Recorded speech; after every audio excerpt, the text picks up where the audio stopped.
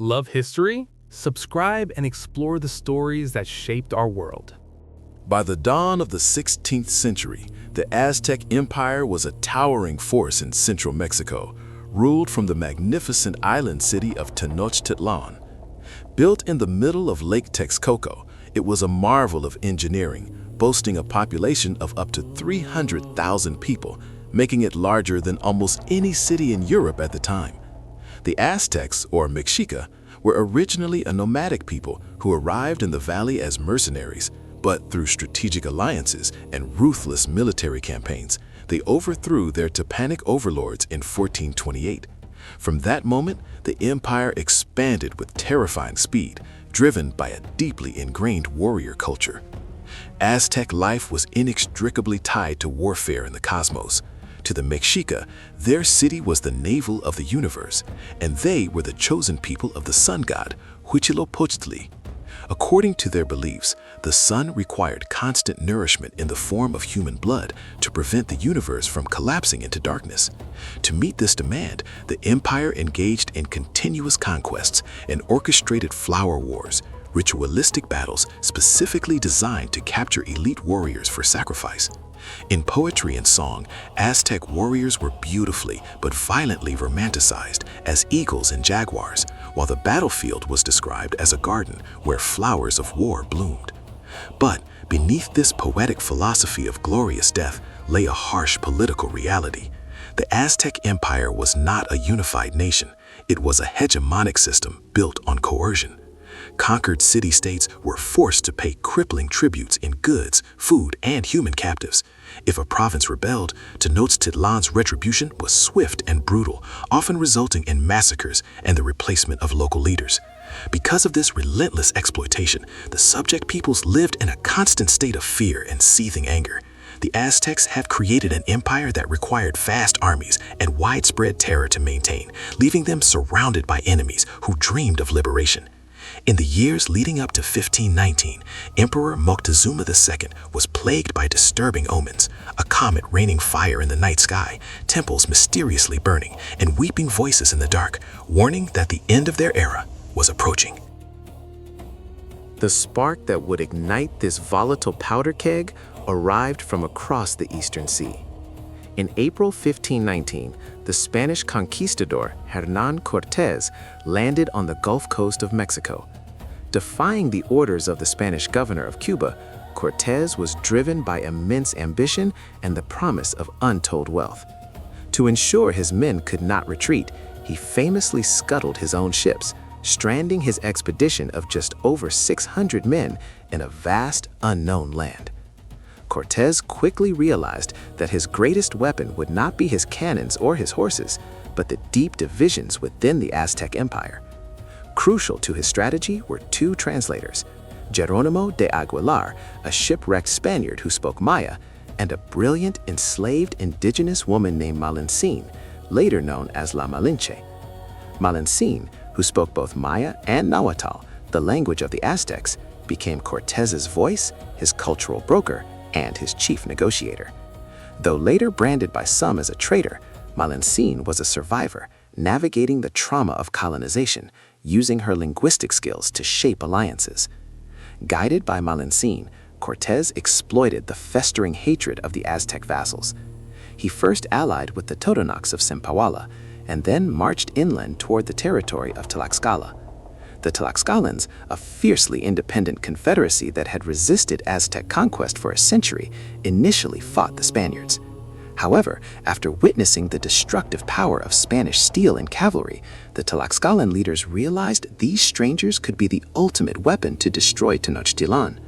They formed an unbreakable alliance, providing Cortés with tens of thousands of seasoned warriors. To send a terrifying message to Moctezuma, the combined Spanish-Tlaxcalan army marched to the sacred city of Cholula. Acting on rumors of an ambush, the Spanish and their native allies preemptively massacred thousands of Cholula nobles and civilians, burning the city to the ground. The news of this slaughter paralyzed the Aztec world with fear. Realizing he could not stop the invaders through diplomacy or intimidation, Emperor Moctezuma II allowed the Spaniards to enter Tenochtitlan on November 8, 1519. Meeting on the Great Causeway, Moctezuma showered Cortés with gold and jewels and housed the Spaniards in his father's royal palace, hoping to study the strangers and avoid the destruction of his spectacular city. The initial peace within the dazzling island city was a fragile illusion. Vastly outnumbered and paranoid about a potential trap, Cortés took a shocking gamble.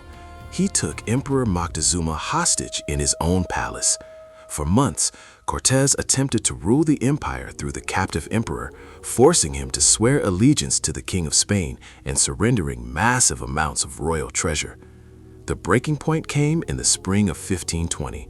Cortés was forced to leave the city to confront a Spanish arrest force led by Panfilo de Narváez, who had been sent by the Cuban governor to capture him. Cortés left the impulsive captain Pedro de Alvarado in charge of the Tenochtitlan garrison. During Cortés's absence, the Aztecs gathered in the main plaza to celebrate the sacred festival of Toxcatl. Disturbed by the euphoric drumming and dancing, and driven by greed and paranoia over a rumored uprising, Alvarado ordered his men to bar the gates of the temple. The Spanish slaughtered thousands of unarmed Aztec nobles, priests, and warriors in cold blood. This atrocity, known as the Massacre in the Great Temple, completely shattered Moctezuma's authority and ignited a massive, furious Aztec revolt. When Cortés returned to the city with reinforcements, he found his men besieged and starving.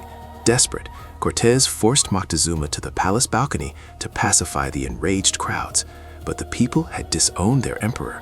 Moctezuma was pelted with stones and died shortly after. While Spanish accounts claim he was killed by the mob, indigenous sources assert he was murdered by the Spaniards. With the city rising up against them, the Spanish had no choice but to flee. On the dark, rainy night of June 30, 1520, Cortés and his allies attempted to sneak across the lake's causeways. They were discovered. Aztec warriors and canoes swarmed the causeways in a brutal slaughter. Weighed down by stolen gold and armor, hundreds of Spaniards and thousands of Tlaxcalan allies drowned or were captured for sacrifice. This catastrophic defeat became known as La Noche Triste, the Night of Sorrows. Battered and bleeding, the surviving Spaniards and Tlaxcalans retreated to the safety of Tlaxcala to recover and rebuild. The Aztecs believed they had driven the invaders away forever. However, the Spaniards had unwittingly left behind a weapon far more devastating than cannons: smallpox. Having never been exposed to Old World pathogens, the indigenous population had no immunity. The disease swept through Tenochtitlan like wildfire. It was known to them as the Great Rash, bringing unimaginable desolation. The epidemic killed indiscriminately, wiping out an estimated 40% of the region's population within a single year. Victims died in heaps, unable to move or find food, leading to mass starvation. The plague claimed the lives of countless seasoned warriors and the newly elected emperor Cuitlahuac, paralyzing the Aztec military and social structures. Meanwhile, Cortés capitalized on the Aztecs' weakened state. He launched a brilliant and ruthless diplomatic campaign, winning over more of the Aztecs' former tributaries who saw an opportunity to finally crush Tenochtitlan. Cortés also commanded the construction of 13 shallow-bottomed warships called brigantines, bringing them overland in pieces to assemble on Lake Texcoco. In May 1521, Cortés launched a massive, coordinated siege. He cut off the city's aqueducts, severing their freshwater supply, and used the brigantines to block food from entering the island. The ensuing 75-day battle was an agonizing, bloody war of attrition. The Aztecs, now led by the defiant young Emperor Cuauhtémoc, fought for every inch of their capital.